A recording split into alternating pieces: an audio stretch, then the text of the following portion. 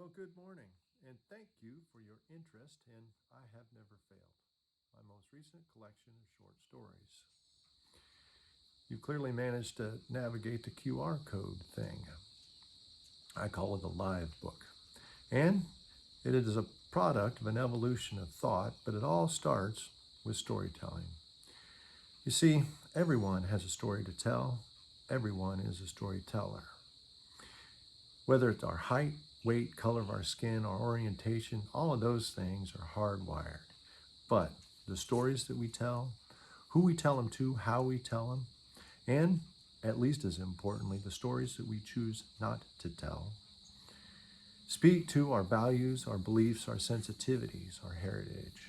That and our actions while we're here on earth will become our ultimate legacy.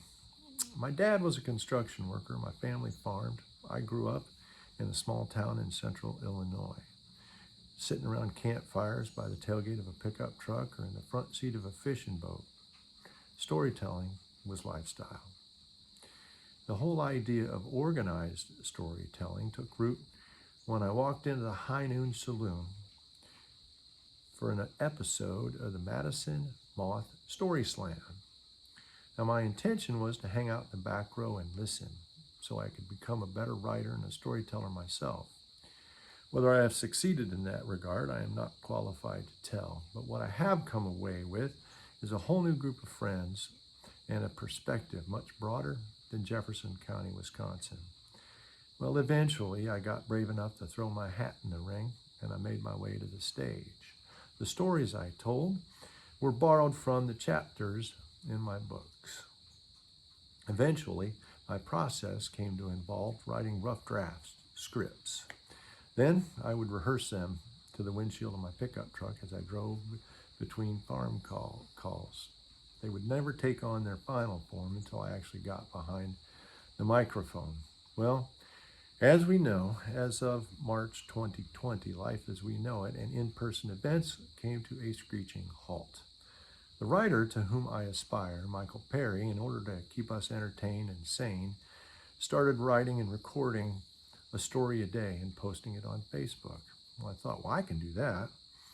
But I don't have nearly as many good stories as Mike does. So I went out back down by the lake in the cab of my pickup truck, and I told stories to the back of my iPhone and posted them on Facebook.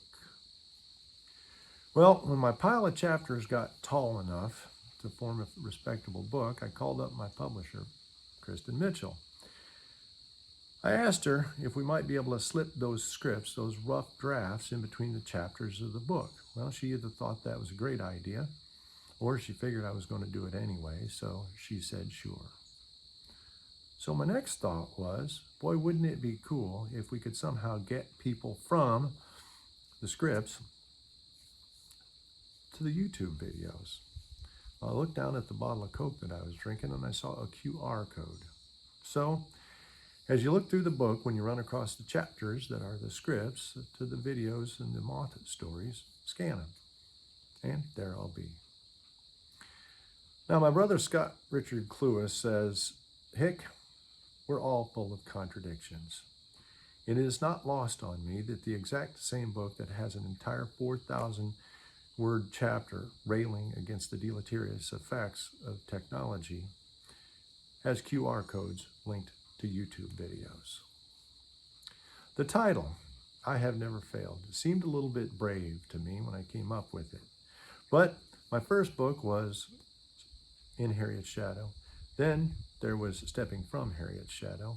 I kind of figured I had worn out my association with James Herriot, and I needed something that spoke to the content of the book. Well, at 55 years of age, I've come to realize that I'm guided by a pretty tight group of axioms. Anything in extremes is bad. There's no end to what people can accomplish if they don't care who gets the credit. It's better to keep your mouth shut and keep them wondering than to speak and prove that you are a fool. There is no such thing as bad weather.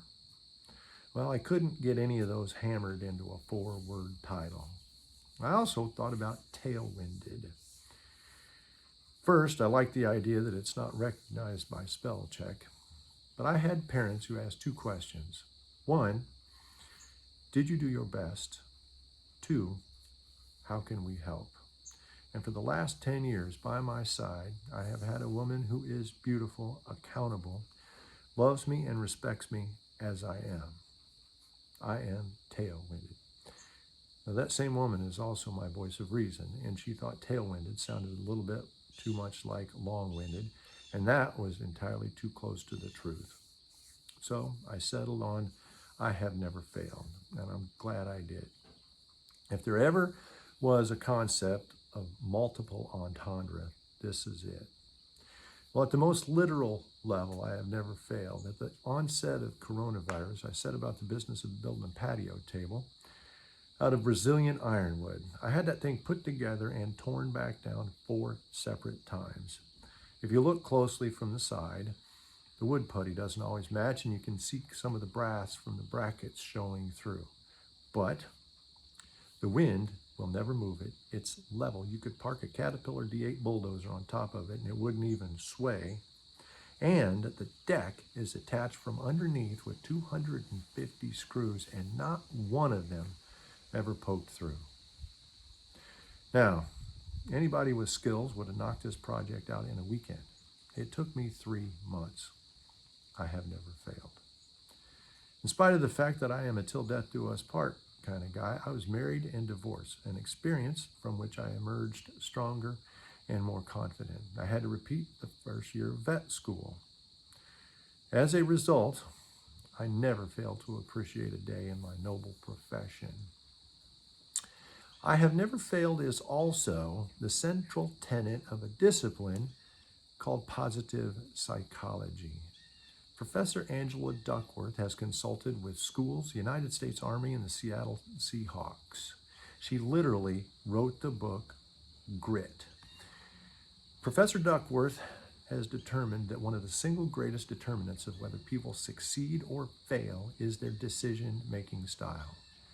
For example, I get called to a calving, a cow struggling to have a calf. I try every trick I've learned in 28 years of veterinary practice, and still the calf doesn't make it. I got 1 of 2 choices. Getting back in my truck, I can cuss under my breath and tell myself I am the most worthless hack that's ever pulled on a pair of green coveralls, a disgrace to my profession, and I should never be allowed on a dairy farm again. The pessimistic decision-making style. The optimistic decision-making style, I could climb back in my truck, cussing, thinking, well, that's a bummer. Where could I have done something differently? How could I have affected a different outcome? The positive decision-making style. The subtitle to this book is Stories on Resilience, Second Chances, and the Fine Art of Bullshit. If I were asked for one defining philosophy that I live by, it would be that at the end of the day, if I can say that I have done everything in my power, mentally, spiritually, physically, I can accept the outcome. As a result, I have never failed. So, whatever you do, keep something moving forward.